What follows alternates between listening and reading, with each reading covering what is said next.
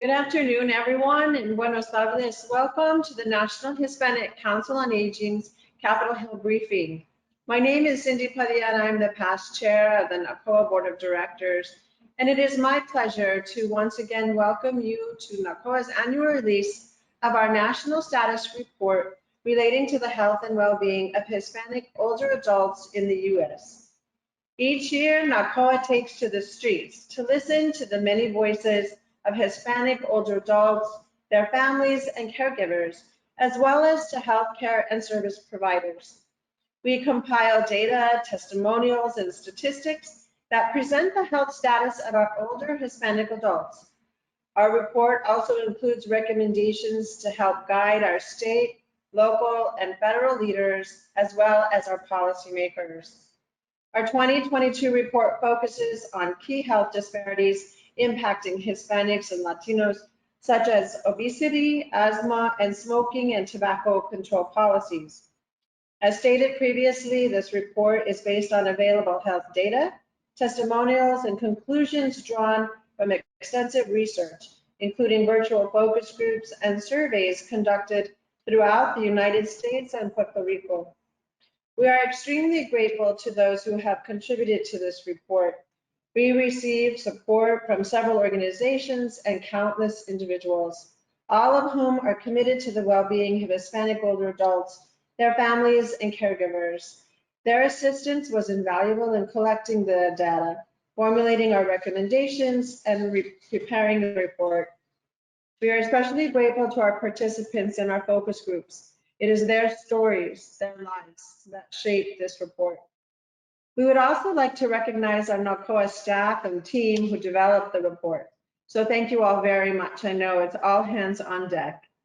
The executive summary and full report will be available on the NHCOA website and social media platforms following this virtual briefing. Today, we will welcome a panel of experts who will provide context to the executive summary, as well as provide professional insight to the topics we will cover. But before we would begin, I would also like to extend our sincere appreciation to our many sponsors, including Abbott, Amgen, AstraZeneca, Biogen, the Campaign for Tobacco-Free Kids, Lilly, and Novo Nordisk. Thank you all for your continued support. So to begin our virtual event, it is now my pleasure to introduce Maryland Senator Chris Van Hollen. Senator Van Hollen will give us a taped video welcome, but he is committed to fighting every day to ensure that our states and our country live up to their full promise of equal rights, equal justice, and equal opportunity. Please welcome Senator Chris Van Hollen.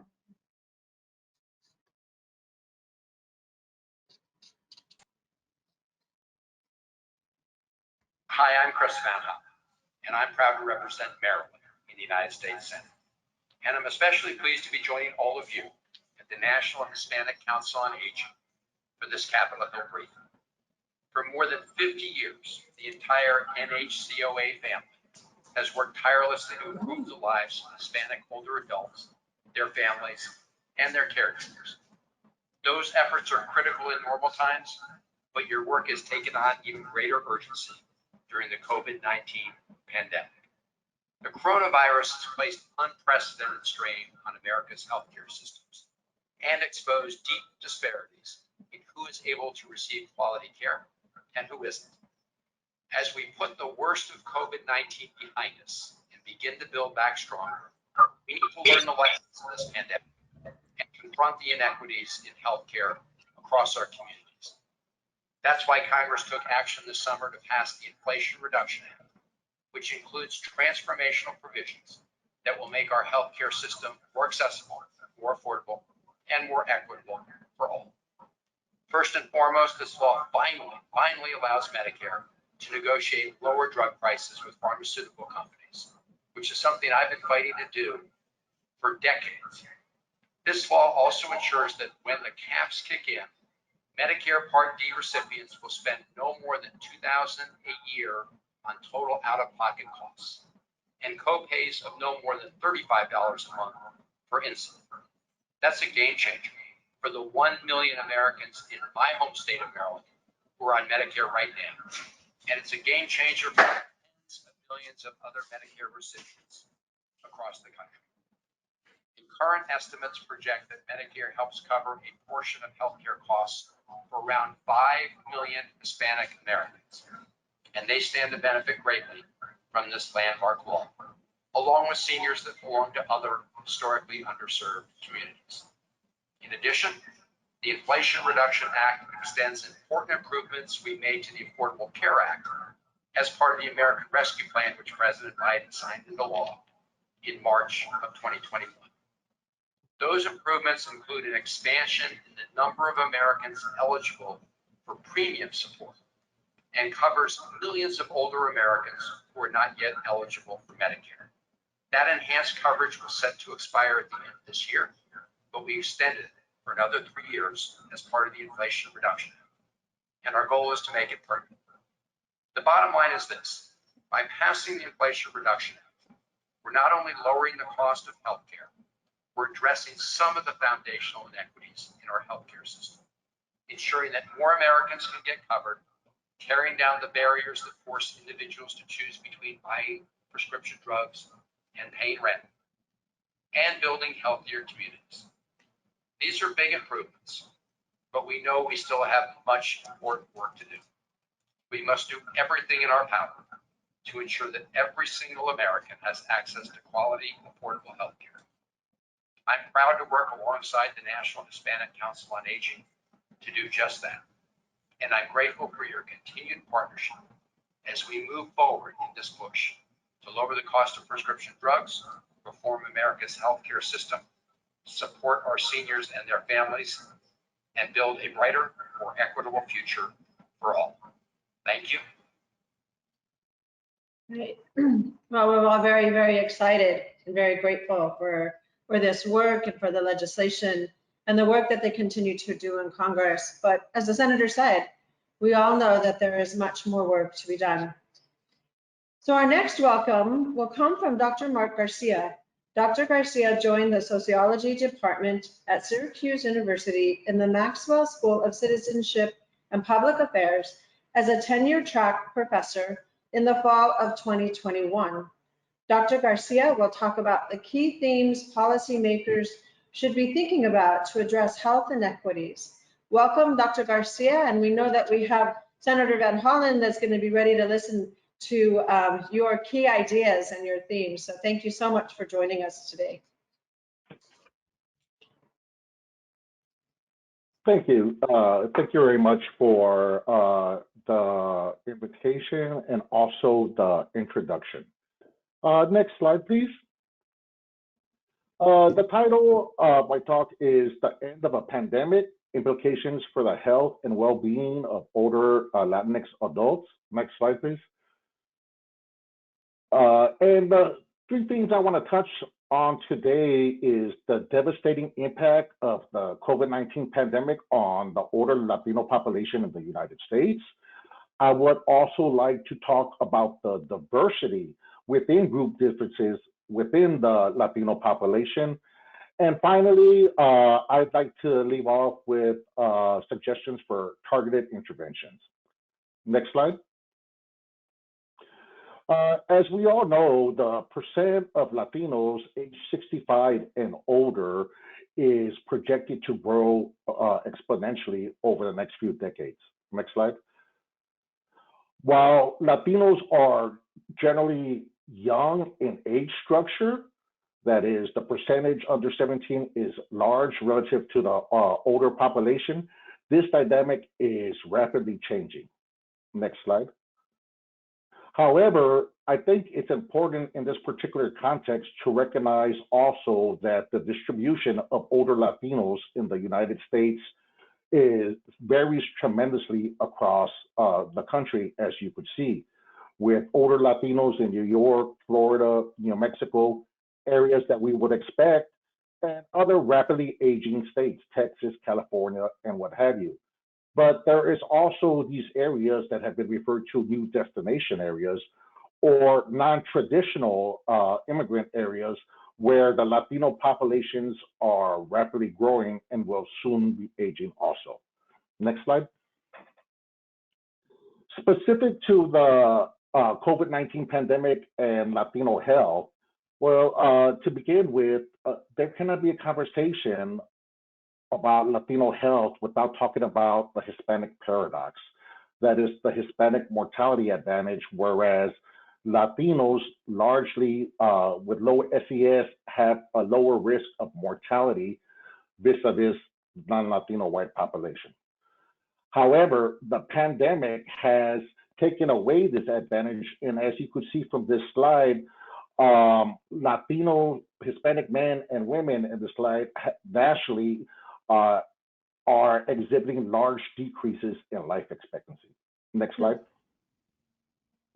Importantly, as I said, due to the variation in states, different state, local policies, we see in California the devastation in terms of life expectancy or lost projected life expectancy due to the pandemic is almost 6 years, which is way above the national estimates. And this is very important because there is parallel research that shows that Latinos in general have longer life expectancies than other racial and ethnic groups. However, this research also indicates that these longer lives are also, these additional years of lives are not lived as healthy years, but rather they're spent with years with additional morbidity burden, diabetes, obesity, ADRD, these types of things. Next slide, please. And also another thing to keep in mind is that economically, the pandemic has devastated the older population. As you could see here, these are results from a paper I published earlier this year. Not only are Latinos overwhelmingly disadvantaged relative to the devastating economic impact that they suffered, but by nativity status, that is the foreign born, they are also particularly disadvantaged relative to other groups also. Next slide. And then this leads me to highlight my next point, the diversity of the Latino population. What does that mean? Well, I argue that Latinos, one hat doesn't fit all. Latinos come from very diverse countries. Next slide. And when it comes to ethnic identity, it also varies, not just on how the individual chooses to identify. There's just two terms here. We know there's Latinx, Latina, other terms that people are proposing and people feel comfortable. But the important thing I want to emphasize here is that there's a lot of diversity, even in self-identity within the Latino population by country of origin. Next slide. And again, what's important, I'm just going to highlight the three largest groups who have been here the longest. Latinos also have diverse histories, right? And this is significant for their economic incorporation into the United States. Higher socioeconomic status, more opportunities, educational opportunities, and what have you. Notably, with recent migration, these patterns are changing. We're seeing a lot of Latinos coming from different outside these traditional countries, and the population of Latinos will become more diverse in the future. Next slide. One of the things that is really important for population health is health insurance. Here, this is my estimates using the Health and Retirement Study. This is data from the 2018 Health and Retirement Study. And as we could see, for health insurance coverage, foreign-born Mexicans have the lowest or are the least likely to be insured relative to other groups. We know this has significant implications for health. Next slide. Likewise, when we talk about obesity, with these same groups, there's large variation. Next slide. And also for metabolic risk factors, again, Latinos are not all the same. Next slide. And what this ultimately boils down to is we know that social conditions, right, have biological consequences that lead to unique trajectories of aging. And this varies by Latino subgroup. So I argue that social status, nativity, country of origin, heritage, ancestry. Many people refer to these differently. I don't want to put everybody in one label, but it's important to know that within these groups and by nativity status, that there are a lot of differences in risk factors, including groups that exercise more, that drink more than others, that smoke more than others, different levels of support. And this all has really significantly influences the life course and health. And my main thing that I would like to take away with this slide for strategies is we have to consider everything pre-pandemic and post-pandemic. We know the pandemic has exacerbated everything for a lot of these groups that were already disadvantaged. And there's groups talking about the diversity. I just want to highlight Puerto Rico, for instance, that had just been hit by another hurricane. So we have compounding natural disasters with an ongoing pandemic, which poses unique needs for this population, U.S. population, right? And I think that's something that we need to consider. Thank you very much for your time, and I'll end here. Well, thank you, Dr. Garcia, so much. I think it's so evident by the information you present when we talk about diversity and even diversity within economic or ethnic classes, but also, you know, to look at social conditions. We talk about social determinants of health so many times. That's definitely so important. So thank you for presenting all of this incredible information. I really appreciate it. Thank you. At NHCOA, one of our foundational beliefs, as we have talked about before, is health equity. We believe that everyone deserves a fair and just opportunity to the health care and services to keep us as healthy as possible throughout our life. Achieving this means addressing systemic problems, unfair practices, and unjust conditions that have a negative impact on the health of specific groups. In order to obtain health equity, we need to address health disparities, including obesity, asthma, and tobacco use among Hispanics and Latinos. So our first topic today is obesity. Obesity is a complex disease that increases risk and exacerbates other diseases and their associated health problems such as heart disease, diabetes, and even asthma. For example, asthmatics who also struggle with obesity have more symptoms, increased asthma severity, worse asthma control, and often have reduced response to several asthma medications, all resulting in decreased quality of life. Our next panelist is Yvonne Rivera. Ms. Rivera has over 15 years experience in qualitative research design, development, training, evaluation, and implementation. Yvonne's consulting practice focuses on providing services in the design and development of focus groups and key respondent interviews, intercept interviews, cognitive testing interviews, evaluations, shop-alongs, and quantitative surveys. We really need to listen to people and find out what is going on in their lives. Ms. Rivera has worked extensively with diverse populations, including African American, Asian, and Latino communities. Today, Ms. Rivera will provide an overview of the findings from NHCOA's focus groups on obesity. Welcome, Yvonne.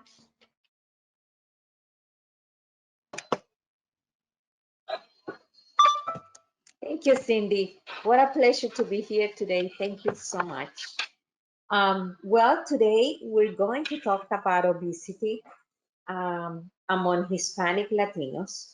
And this is findings from a research study focus groups that we conducted for NHCOA. And so, next slide. First, we're going to talk about some facts about obesity among Latinos. And our source is the Office of Minority Health. So among Hispanic American women, 78.8% are overweight or obese, as compared to 64% of non-Hispanic white women. In 2018, Hispanic Americans were 1.2 times more likely to be obese than non-Hispanic whites. From 2013 to 2016, Hispanic children were 1.8 times more likely to be obese as compared to the non-Hispanic white children. People who are overweight or most likely to suffer from high blood pressure, high levels of blood fats, diabetes, and LD cholesterol, all risk factors for heart disease. So let's talk about, next slide, please. Let's talk about our research. We have gathered the opinion of 60 Hispanic adults, which included 25 women and 35 men from different parts of Latin America, with highest representation of Central America, Mexico, and Puerto Rico, in focus groups conducted virtually in the state of New York, Florida, Texas, New Mexico, and DMV, meaning DC, Maryland, and Virginia, and Puerto Rico. In Los Angeles and in Puerto Rico, a majority of the participants are community leaders or community partners in some capacity. Next slide, please. Let's talk now about what we heard about the knowledge, attitudes, and beliefs and behaviors about obesity during our focus groups. So when we ask, next slide, please. Do you know anyone living with obesity? And what we hear is that the majority of the participants across focus group reported being overweight themselves or obese, and also knowing or being related to overweight or obese people. They all reported having great difficulty managing their weight and reported a lot of physical and emotional effects in their own and others' lives. Most reported weight is discussed or treated usually related to other comorbidities or chronic conditions that they may be at risk of, or many have already, such as diabetes, high blood pressure, high cholesterol, thyroid issues, and more. Next slide, please. So when we ask about their thoughts about obesity among Latinos, participants generally agree that it's a growing problem that is affecting not only Latin American adults, but also children. They attribute it to a sedentary lifestyle, especially exacerbated during the pandemic, and the general trend of people moving less and spending more time in front of screens. Cultural factors for Latin Americans versus other ethnic groups were raised in regard to food, lifestyle in the US, and exercise. Others believe obesity is treatable and largely caused by lack of awareness and education. Next slide, please. So we asked them, what do you know about obesity? Participants had mixed definitions of obesity and highlighted personal differences. Within some groups, a cultural distinction came up regarding the definition of obesity in Latin America versus the US. For them, being fatty or hermoso is being pretty. Next slide, please. Next slide. So when what we hear about what causes, we ask, why do you think it causes, how can obesity impact a person's life or health? And so participants were highly cognizant of the physical and mental health impacts of obesity, whether from personal experience or from general knowledge. They mentioned blood pressure, cholesterol, diabetes, lower quality of life in old age, cancer, shortness of breath, heart disease, and death as consequences of obesity, as well as financial burden.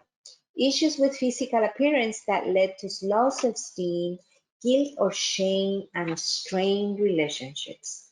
Next slide, please.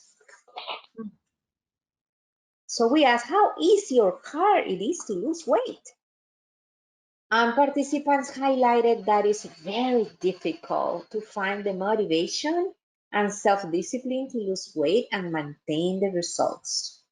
They highlighted the need for education on what to eat and how to incorporate healthy habits into their busy schedules, as well as more community efforts to motivate and collaborate on this goal.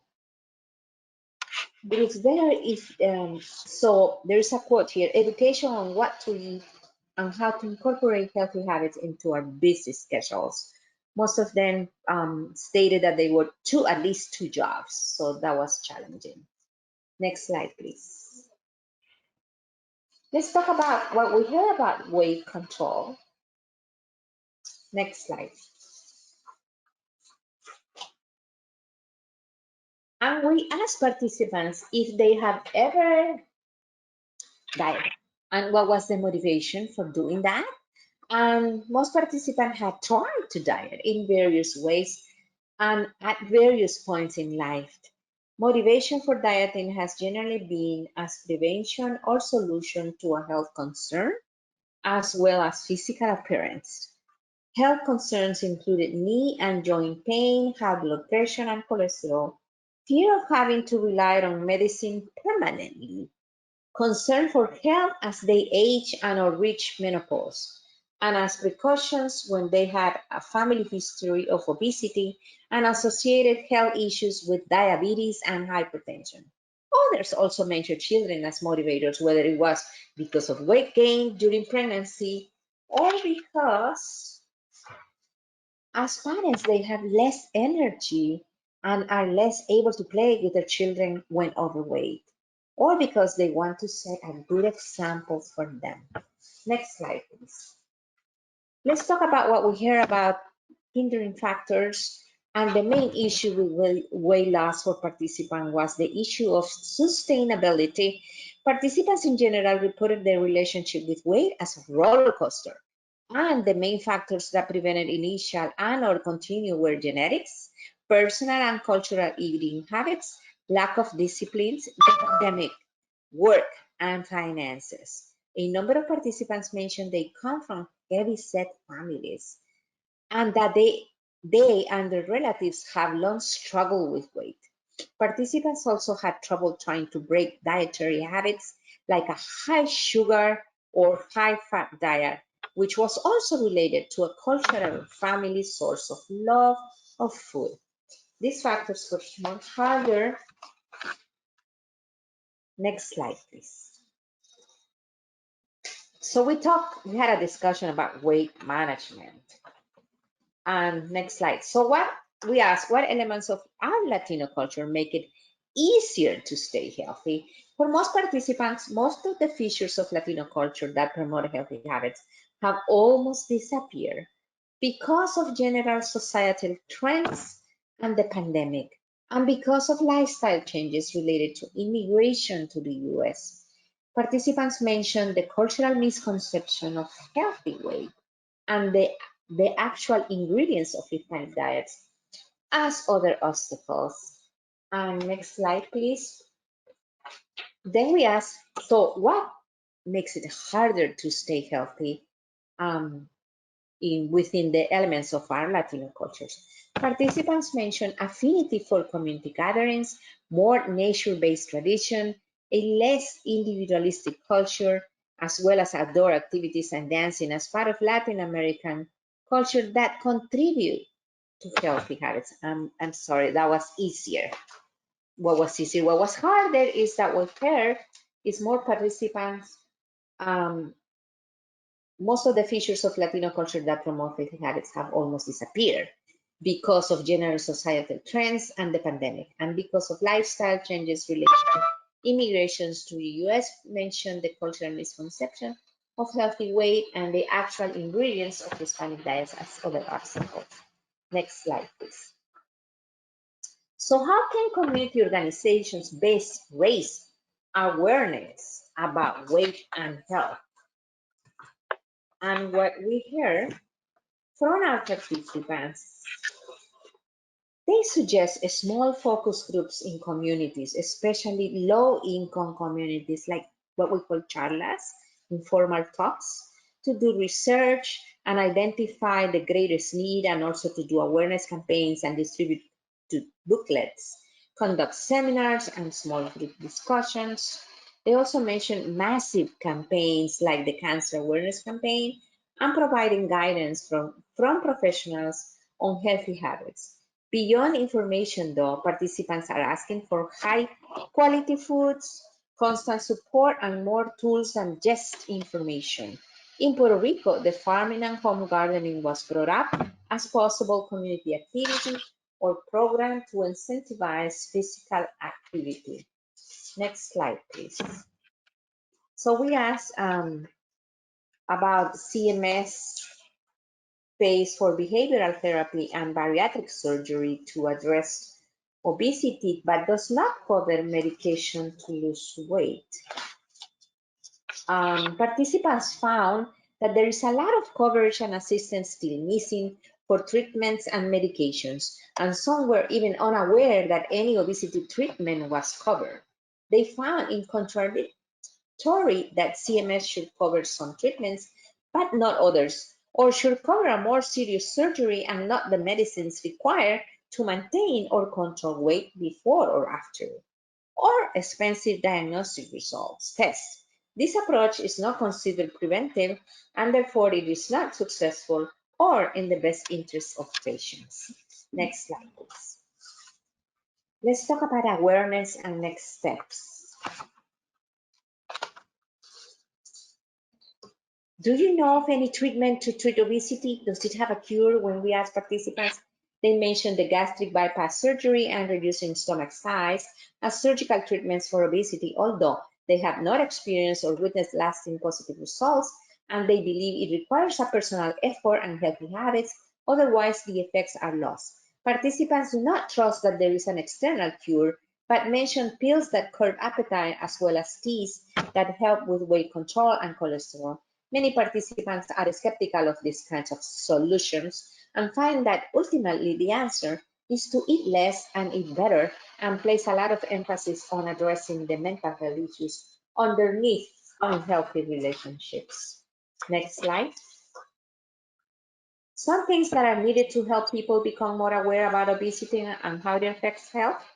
Group and community efforts for awareness, remove the stigma from the topic of weight, inform and educate the immediate circles of overweight or obese people to provide good support. Next slide, please. And we have some suggestions, we heard some suggestions from participants to the pharmaceutical companies that produce medicines for obesity, and they wanted them to inform the public of the existence of medicines for obesity and remove all barriers to access. Most participants support the access to and development of these medicines for those who need it. They request that the cost be reduced and coverage be expanded in order for people to get proper treatment. Next slide, please. And thank you so much for your time. Appreciate it. Thank you so much, Yvonne, and it's so wonderful to hear what people are thinking of really living, and especially the recommendations and their suggestions. And I think that speaks very clearly to people in terms of what are things that we're wanting and looking for. So again, thank you, Yvonne, for that great information. According to the Office of Minority Health, more than 2.3 million Hispanics and Latinos in the US have reported having a diagnosis of asthma. In 2018, Puerto Ricans had twice the asthma rate when compared to the overall Hispanic and Latino population. And Hispanic and Latino children are 40% more likely to die from asthma as compared to non-Hispanic whites. While all the causes of asthma remain unclear, children exposed to secondhand tobacco smoke are at an increased risk for acute lower respiratory tract infections, such as bronchitis. So we want to hear more about the chronic disease from our next speaker, Dr. Vivian Hernandez Trujillo. As a director of the Division of Allergy and Immunology at Miami's Children's Hospital, the Nicholas Children's Hospital since 2008, Dr. Hernandez Trujillo is board certified in pediatrics as well as allergy and immunology. Dr. Hernandez Trujillo has conducted clinical research on asthma, food allergy, anaphylaxis, and she has conducted basic laboratory research on amyoglobulinemia. And you're going to have to help me with that word, Dr. Hernandez Trujillo. As I looked at it and I was like, she's going to have to help me with that one. But I appreciate those research. And she was also active during the pandemic, sharing information in Spanish through efforts with the Immune Deficiency Foundation, and also collaborated with Allergy and Asthma Network on a webinar series for Hispanic Latino patients on the impact of asthma.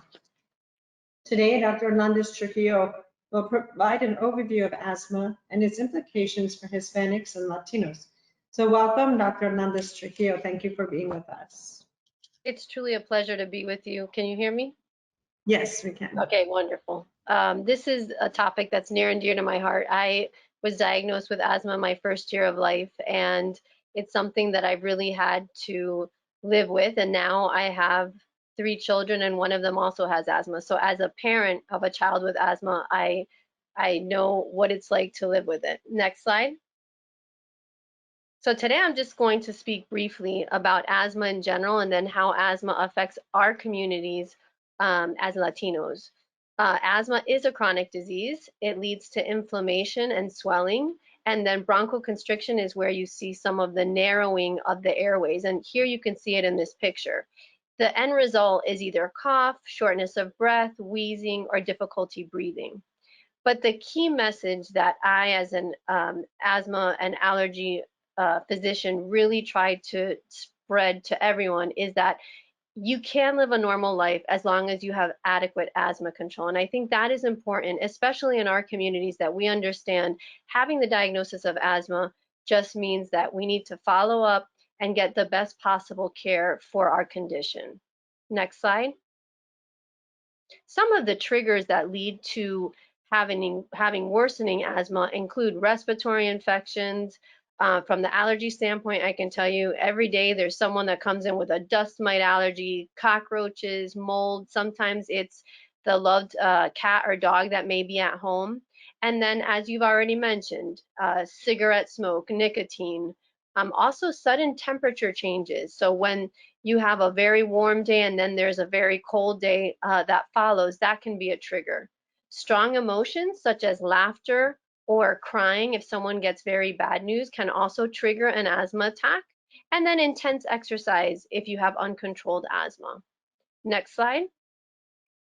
The good news, as I look back, I've been a specialist now for 20 years. If I look back over the last 20 years, there's really been an explosion and improvement in treatments. When I was first born, I won't say how many years ago, the only real treatment was oral steroids. And that, as you know, is not the best treatment. There's a lot of side effects. Nowadays, we have different inhalers. We have the rescue and quick relief inhalers. You can see a lot of different variety of treatments here. There's inhaled steroids that are controller or are maintenance medications. And most recently, we have biologics or injections that really, depending on the type of asthma you have, we can offer different options for the treatment as well. Next slide. So why is asthma control important?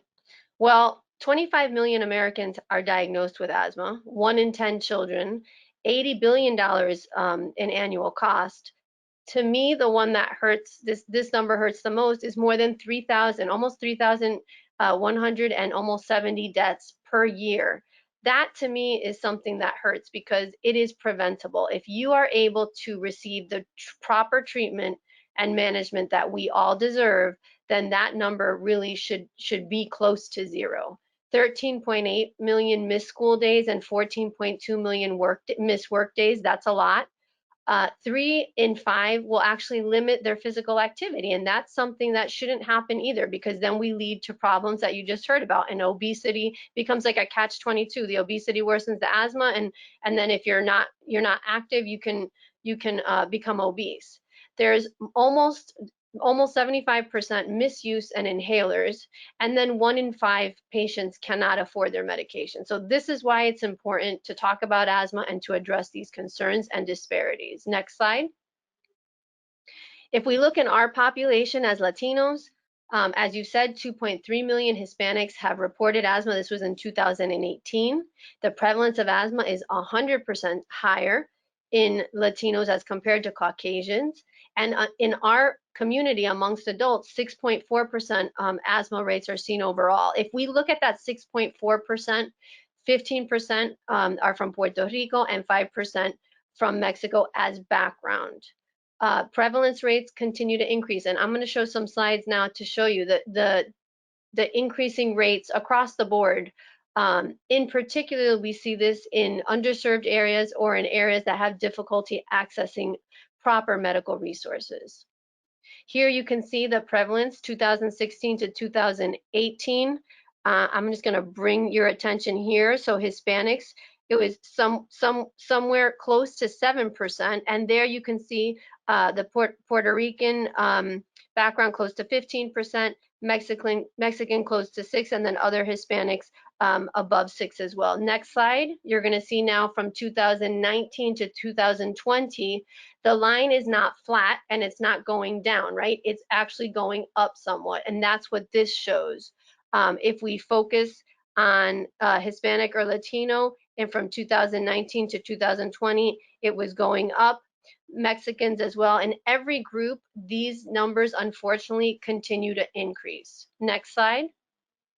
When we look at asthma attack prevalence, so this is amongst patients who have a reported diagnosis of asthma, you can see that in Hispanics, it's close to 50%. So that means almost half of all patients with asthma are having asthma attacks if we look by year. And again, looking at Puerto Rican and Mexican and then other Hispanics, they're all almost close, somewhere between 40 and 50%. Next slide.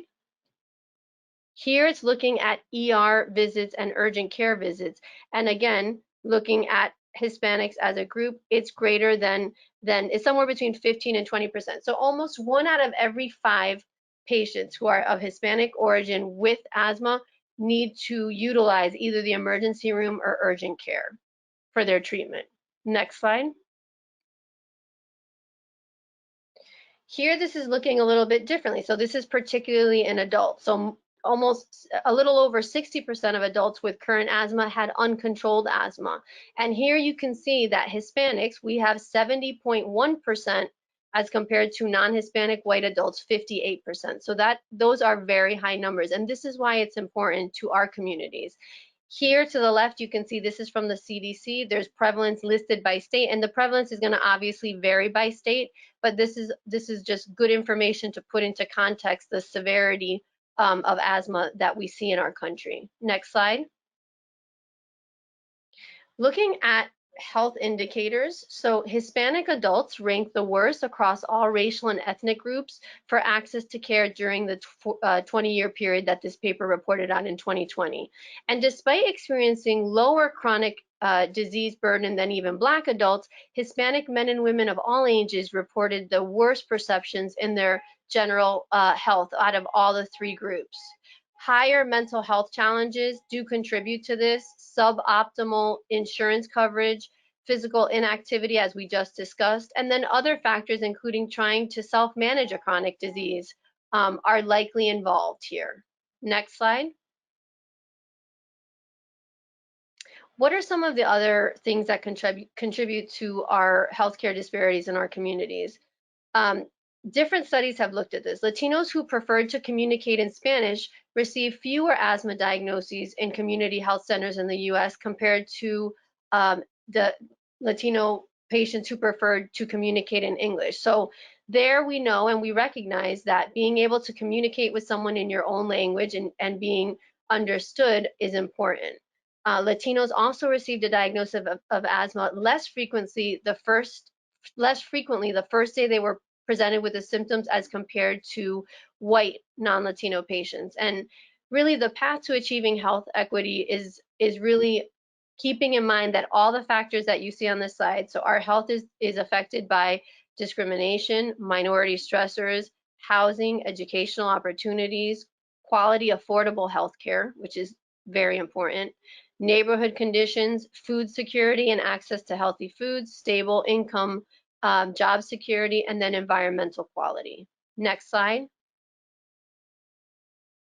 Again, this is just further looking at access to care, income, environmental allergens and irritants, education inequality, and then language and cultural differences. So these are all factors that affect our community in particular and do need to be addressed. Next slide.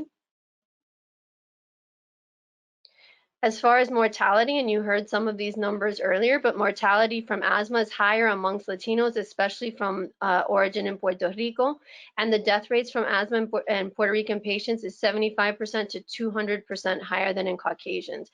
You can see here looking at it a little bit differently. So in Hispanic children, for example, they had twice the number of ER visits as compared to Caucasians and twice the number of deaths. So this all, as an asthma specialist, is very near and dear and disturbing, but something that can be changed if we're able to address these disparities. Next slide. These are different resources. I was a primary investigator and able to participate in the Allergy and Asthma Network's webinar series regarding asthma, and many of these took place in Spanish and they were all translated into Spanish, and I really would encourage you to look at that. There's a lot of different resources. There's updated resources in Spanish and English regarding patients with asthma and for family members, and just knowing that the resources are there and they should be accessible to all. Next slide. So a true need to improve the medical care of our patients with asthma exists. Resources to improve the understanding of disease and improve treatment in our communities are necessary. Outreach is needed to improve the outcomes of our asthmatic patients, improve health equity, and decrease the healthcare disparities that disproportionately affect our communities. And then I'd just like to acknowledge the Allergy and Asthma Network on the next slide. And we received, they received a PCORI grant.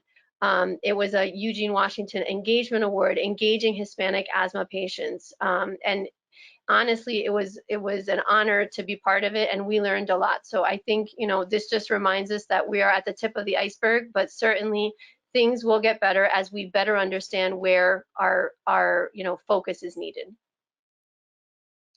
Great. Wow. Thank you so much, Dr. Hernandez Trujillo. I mean, it's such a, again, just, you know, wealth of information and knowledge that helps us to continually shape future decisions as it impacts health equity and our Hispanic Latino population. So thank you very much. We appreciate your time and your information and your hard work.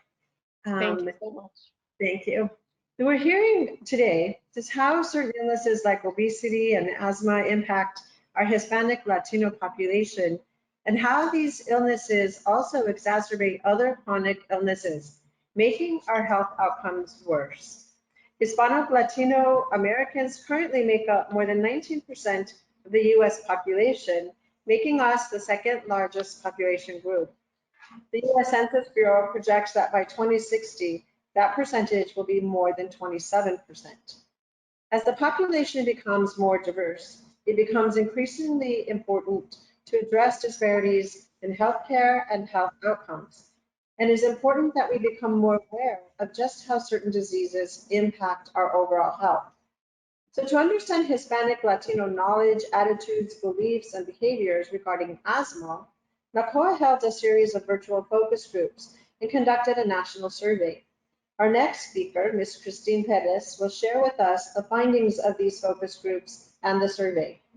Ms. Perez is the Director of Programs for the National Hispanic Council on Aging. She has over 5 years of experience as a program specialist and has effectively implemented and managed a variety of social and public health programs.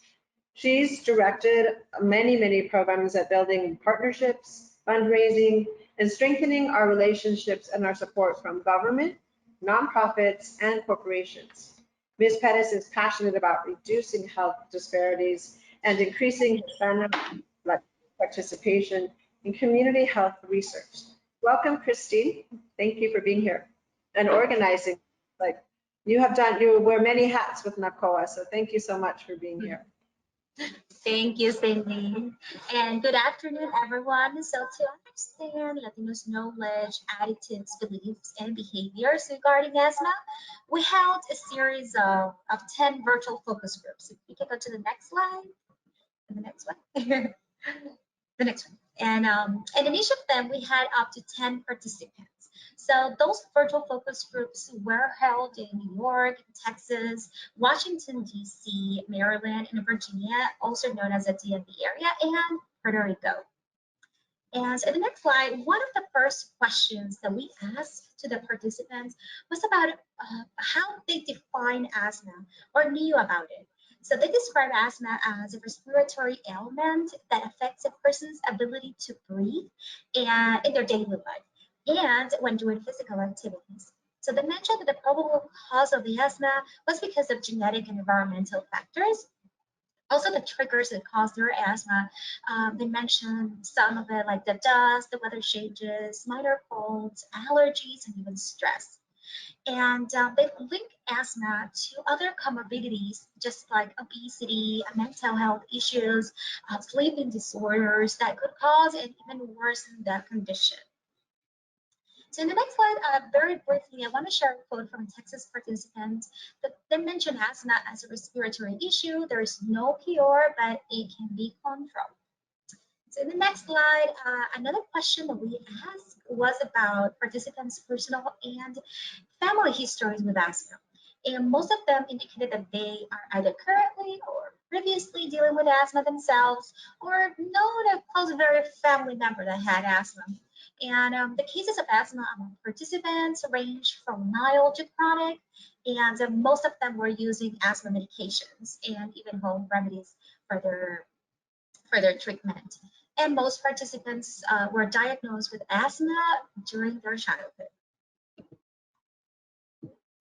And in the next slide, so basically during the knowledge, attitudes, and behavior section, we started with the knowledge part first. And here we asked participants if they knew how many Hispanic or Latino had asthma in the United States, and they did not have a certainty on the numbers of the asthma patients. But in general, they assumed the number was high due to the number of cases they already knew. And when we asked if they knew the definition about severe asthma, it was not so clear among participants, but they generally assumed that severe asthma cannot be managed by medications and required extra medical attention or hospitalization. Some even mentioned that severe asthma interferes with daily life activities, such as, since constantly they are required with permanent equipment. And here we asked participants if they knew regarding the asthma symptoms, and many indicated fatigue, allergies like chest pressure, shortness of breath, wheezing, croup cough, etc. And we also asked they knew what was the cause of asthma, so they did not clearly differentiate between the triggers and causes of asthma. So they added that the genetics, environmental factors, their lifestyle, mental and physical health could be the cause of asthma. So one example of how an environment can be the cause of asthma is the following quote from a Texas participant again. The participant mentioned plastic and oil refineries and factories pollute the air in Pasadena. The smell is strong and my asthma was bad. So the next slide, participants also reported that their own and families had asthma. They were diagnosed with asthma at the event of the first medic episode, which commonly occurred below the age of 8 years old. And while other cases have been diagnosed in adolescence through adulthood, this was due to specific events, and they mentioned like moving to the United States, having allergic reactions, etc. And when seeking care, most of them reported that their asthma was managed by the primary care physicians or the pediatricians in the kids part. And in severe asthmatic episodes, they went to the emergency room, and many mentioned that they were hospitalized for several days. So in the next slide, participants identified the following treatments for asthma, such as inhalers, nebulizers, pills, steroids, injection, and even home remedies. So in the next slide, when we asked if they knew about biologics to treat asthma, in general, participants had not heard of it. And they were confused and concerned about the living organisms, and were not sure if it meant the medicine comes from animals or is tested in animals, if it might cause infections in their bodies or lead to a poor reaction in asthmatic people. It's important to note that in the focus group, we do not provide the definition about biologics. So in the next slide, we ask participants in regards if they agree that there's a high incidence of asthma among Latinos. And they mentioned that Latinos are not inherently or genetically more likely to have asthma. But again, their conditions of life circumstances in the United States does make them more likely to be exposed, like to environmental triggers, and unfortunately, they need to manage the illness less effectively than other groups. So some of the myths that they mention about asthma, they mention like it causes seizures, or they have heard that it causes skin discoloration, or it's best to avoid physical activities, or asthma goes away with age, or sleeping with wet hair causes asthma, among other myths. So as next steps, there's a need to improve access to treat asthma. For example, there are more options for medical coverage for Latinos and even undocumented people. Treatment for asthma, such as visiting the doctor, buying devices, and medication is costly. So there's a need of more educational materials, particularly in Spanish language, for patients with asthma and also their caregivers. So also healthcare providers should make the terminology used around asthma easier to understand. Why? Because some of the symptoms and treatment names make it harder to manage and understand for the patient and caregiver, for instance. So again, asthma education and support is greatly needed among Latinos. For example, using promotores de salud, also known as community health workers, who are trusted members in the Hispanic Latino communities. They can provide trainings about asthma prevention and educational sessions about asthma. So another resource to consider is like creating a bilingual hotline that many participants mentioned this for asthma patients and families to receive like timely information, even support groups that they can share their experiences with one another. And finally, increasing access to asthma medication by advocating for lower cost or more coverage by insurances. So I also want to briefly, due to the timing, provide our findings from the Asthma National Survey. So this national survey provides insight into knowledge, attitudes, and beliefs about asthma among Hispanic adults, and as well as provides information about screening rates and engagement in preventive measures. So we surveyed over 377 Hispanic and Latinos, and 120 of them reported having a diagnosis of asthma. So a little bit of background in the demographics is that most of the participants were between the age of 40 and 59 years old. The majority of the participants were females and Hispanics. And also 68% had an education of high school or less. And based on the data that we collected, 35% of the income was less than $20,000. So in the next slide, to gain an understanding of Hispanic adults' knowledge of asthma, we ask a series of 9 knowledge questions that focus on symptoms and treatments. So nearly half of the survey takers, they scored 78% or greater on the knowledge test, meaning that they missed 3 questions or less. And for those survey takers with asthma, we asked if they were taking their medication as prescribed, and half of the participants indicated they did not. And some of the reasons were because of the lack of health insurance or limited symptoms, or sometimes they forgot, or only using inhaler when needed, or their asthma was well controlled, among others. In the next slide, overall, we found out that 27% reported that their asthma has evolved in severity, and half of them received medications prescribed for severe asthma, and the majority can recognize changes before an asthma attack begins. So this will be the end of my presentation, but for more detailed information about the preliminary findings, from the virtual focus groups and also from the national survey, please look out for our website, www.NHCOA.org, or follow us in our social media, since we will have more information about the report and also with the link. So, thank you. Thank you so much, Christine. And again, we can see just how it is important to listen to our people and ask about their perceptions and their feelings, because we find out what they know and what they don't know. And then we know what information that we need to develop or that needs to be developed, and then how it needs to be shared. So Christine, thank you so much for that incredible information. And now I'm going to move to smoking. And despite generally lower rates of smoking overall in the US, smoking is still the leading preventable cause of morbidity and mortality among Hispanic and Latino populations. Smoking remains a major public health concern, particularly among older adults, as this population is more vulnerable to tobacco mortality and are less likely to make attempts to quit.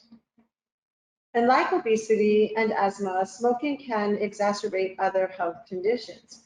For example, secondhand smoke from the burning end of a cigarette or expelled by someone smoking, can make asthma symptoms worse, especially in children. So our next speaker, Ms. Claudia Rodas, will provide an overview of tobacco use in diverse communities and discuss existing tobacco control policy efforts in the United States. Ms. Rodas has over 20 years of professional experience in the political and legislative arena, and she currently serves as a director for the Campaign for Tobacco-Free Kids. Her work includes a focus on tobacco control policies in the southern part of the U.S.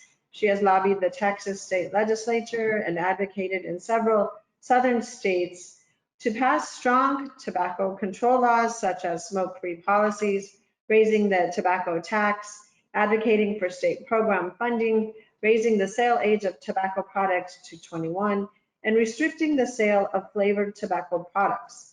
Welcome, Claudia Rodas. Thank you, Claudia, for being with us.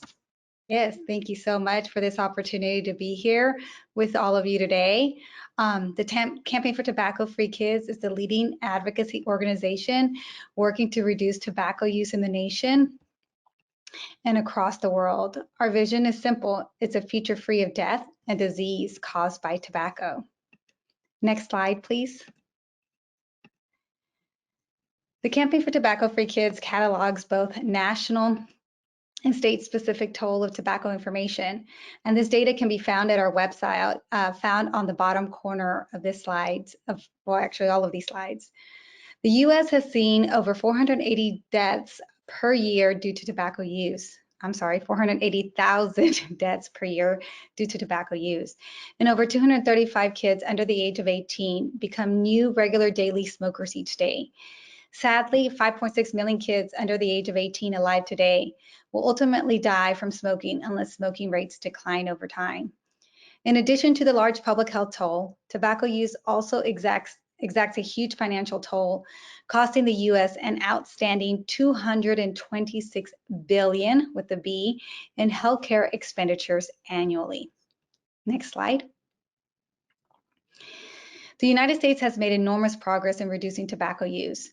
In fact, the 50 years since the first U.S. Surgeon General's report on smoking and health, the adult smoking rate has been cut by more than half, and the high school smoking rate has been cut by 84% since 2000. On a positive note, we are moving in the direction of seeing smoking rates go down. Next slide. This chart from the 2020 National Health Interview Survey further affirms U.S. adult smoking declines between 1997 and 2020. Most notably among the results is that in 1997, adult smoking rate was at almost 1 in 4 adults. The decline was almost cut in half by 2020. Next slide, please. Looking at the 2021 National Youth Tobacco Survey data, over the last 2 decades, there has been a 93% decrease in cigarette use when looking at past 30-day use. In 2020, high school usage rates were at about 4.6%, and in 2021, it fell to less than 2%.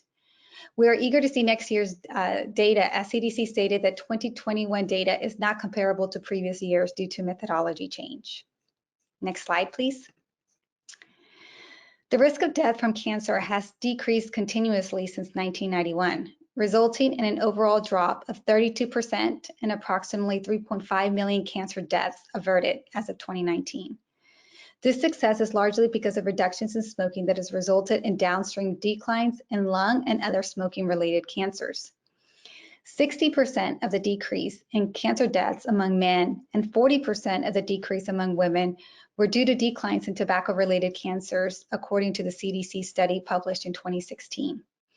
This study concluded that many tobacco-related cancers could be prevented by reducing tobacco use through sustained, comprehensive, evidence-based tobacco prevention and control interventions. Next slide. Despite progress, the battle is far from over. Tobacco use remains the nation's #1 cause of preventable death, and there continues to be a disparity on who smokes. Next slide. 2020 data from the National Health Interview Survey shows that some populations within the U.S. experience a disproportionate health and economic burden from tobacco use.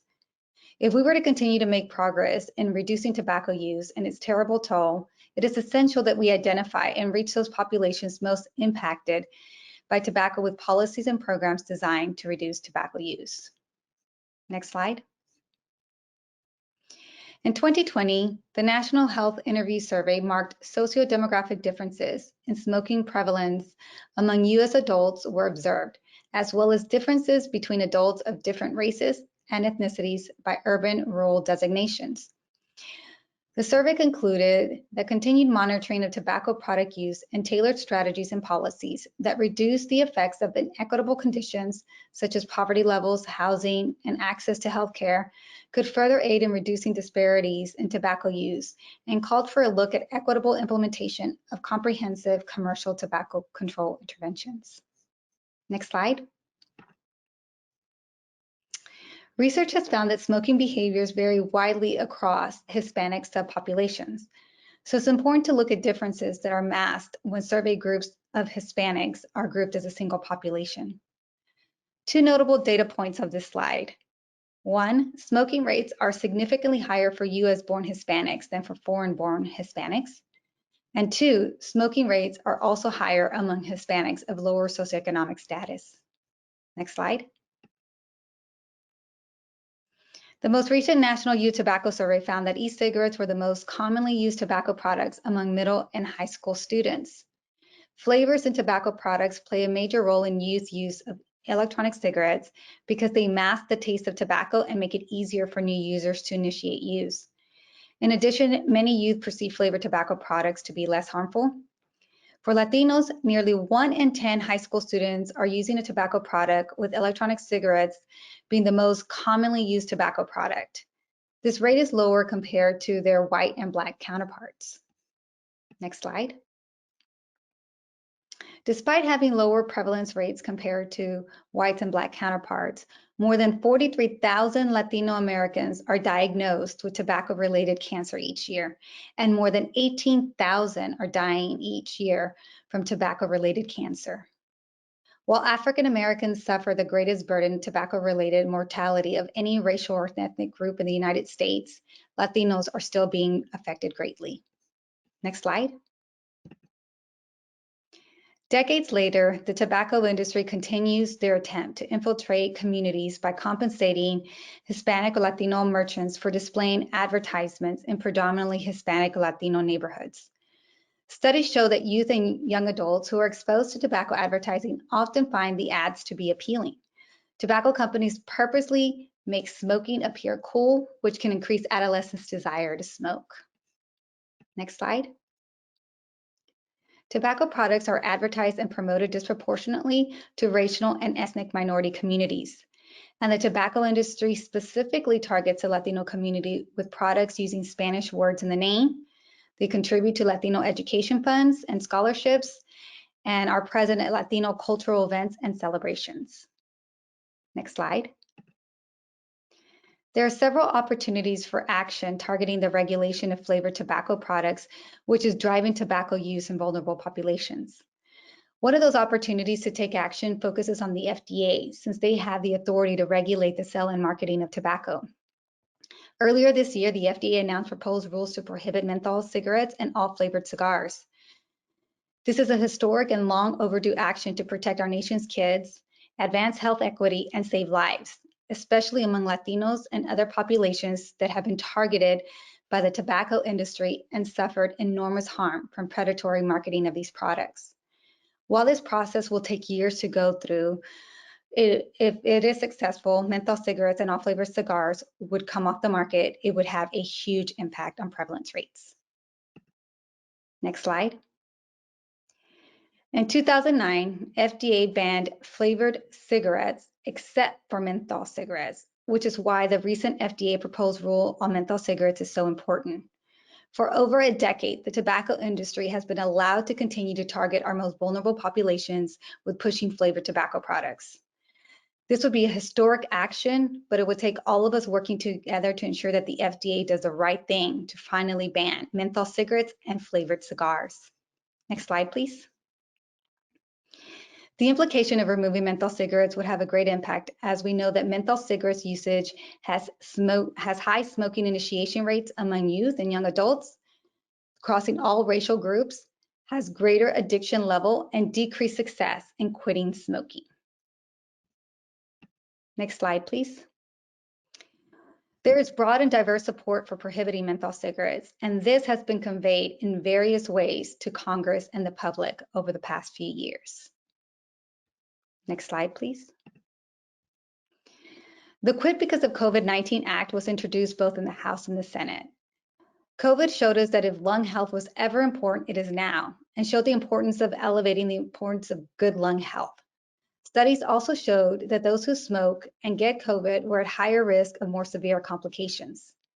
Among the many reasons that this proposed legislation is important is that it would allow for more enhanced funding and coverage to educate providers and Medicaid enrollees about tobacco cessation benefits.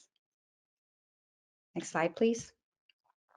There are a number of resources available for assistance on tobacco control programs, available for parents, educators, public health workers, and youth. Next slide, please. And I'm going to end with this information from one of our national partners, the Truth Initiative. There's this Quitting Text to Quit program. It's a great program for youth who are trying to quit using tobacco. So anybody wants information, it will be available here on this slide. I want to thank you all for today's session and the opportunity to share information and resources available on a number of tobacco control efforts. Thank you. Great, thank you so much, Claudia. And I can see now why you're so effective at lobbying the legislatures and making changes. Information matters and the data is there. And so thank you so much for all that you do. And I want to thank all of our speakers today. I know we've learned, quite a bit. We've just gotten so much information in. And every time we do one of these webinars in our series, we bring together professionals and speakers that have great information, have done research, have committed their lives to the work that they do to really help improve our health and improve the health of our Hispanic and Latino, especially older adults. At NHCOA, we continue to bring to the forefront these important healthcare issues that disproportionately impact diverse communities. And at NHCOA, we continue to raise the red flag of the disparity in our healthcare systems. We continue to work to help educate, inform, and advocate for Hispanic older adults. So before we conclude today's Capitol Hill briefing, I would like to introduce to you Dr. Yanira Cruz, who is our president and the CEO of the National Hispanic Council on Aging. Dr. Cruz is one of the nation's foremost advocates and spokesperson for diverse older populations. Dr. Cruz has been recognized nationally for her work, her commitment, and her leadership. And she continues to give a voice to our most vulnerable older adults. And I would just like to say, personally, I've worked with Dr. Cruz now for probably over 10, 11 years, maybe longer. And her voice, which I appreciate, gets louder and louder, and making a huge difference and bringing people together like our speakers today. So Dr. Cruz, thank you for all that you do. And I would like to now introduce Dr. Yanira Cruz. Thank you, Cindy. Thank you so much for being here. And thank you for all you do on behalf of older adults across the country. For all these years, you have also been advocating to improve the health of population. So thank you for all you do. And I have to say, we miss Mr. Padilla, your father. He's joined us at every Capitol Hill briefing, but today he's hopefully watching from New Mexico, but we do miss him here. So thank you for all that. And I also want to say thank you to Senator Van Hollen for his remarks during the welcoming portion of the program. And also thank you for his commitment to addressing inequities in our society. And so for a long time, Black and Brown communities, including Latinos, have faced major health disparities. The COVID-19 pandemic, as you know, unveiled in a very dramatic manner the persistent inequities in our society. And so we urge legislators, public health practitioners, researchers, and philanthropists to pay attention to this persistent problem and encourage new solutions to address these inequities. We need it now. We need to look at what new health equity research is pointing out to help us develop effective solutions, such as the new research trends that Dr. Garcia has pointed out earlier today. We should also pay attention to the findings from the COVID, obesity, and asthma research that the National Hispanic Council on Aging has published. And by the way, I invite you to look at the report, which will be available online, that highlights the findings from the obesity research that has been done on Latinos, as well as the asthma research. There, you can download a copy of the report. It's here, but I think it's rich with information that will be very useful moving forward as we look to improve the health inequities in our country. So key disparities, as we know, are attributed to environmental factors such as the air quality that we breathe, that often leads us to develop or complicate respiratory illnesses like asthma. Obesity, as we have heard, is rampant in our community, leading to major chronic illnesses, and smoking is hurting too many lives. These factors combined are major causes of health disparities for Latinos. And we at Cindy has indicated at NHCOA will continue to conduct research to gain better understanding of these health challenges in our communities and develop solutions to address these problems. Join us as we continue to strive for healthier and more equitable America, where people of all ages and backgrounds can age with dignity and happiness. Once again, I want to thank you, especially to participants for joining us today. We are particularly grateful to all of our study participants across the country, in Puerto Rico as well, our speakers, our moderator in today's panel, and of course our funders and all of you who stayed with us the entire time. So thank you. Turn it over to you. Thank you so much, Dr. Cruz. And again, thank you to all of our speakers, as Dr. Cruz has mentioned, and our sponsors. And, you know, often when I participate in one of our NHCOA events, I'm reminded of the words of Margaret Mead, who was an American cultural anthropologist. And she has said, never doubt that a small group of thoughtful, committed citizens can change the world. Indeed, it is the only thing that ever has. And I agree. And you can see through the presentations and the speakers and the commitment of our organization, NHCOA, that our small group of people are dedicated and committed to changing the world and to making healthcare affordable, attainable to all of our older Hispanic and Latino adults and all their families and caregivers. And I want to thank you all for, as Dr. Cruz said, staying with us throughout the day. And I want to again thank our NHCOA staff for the report and for putting our Capitol Hill briefing together for this year. And thank you also, Dr. Cruz, for remembering my father. He was very disappointed that he wasn't able to come as he has in the past. And I think, you know, as we reminded of older Hispanic adults, he's 85. he he suffers these chronic illnesses, and I think the pandemic really had an impact on him, the social isolation and, you know, all of the added factors. So he again is sorry that he couldn't be here with us. I know he wanted to. But again, thank you all for being with us. Thank you for what you do. And we hope that you will join us for many events throughout the coming year. And we hope to see you again next year at our Capitol Hill briefing for 2023. So have a great day. Thank you.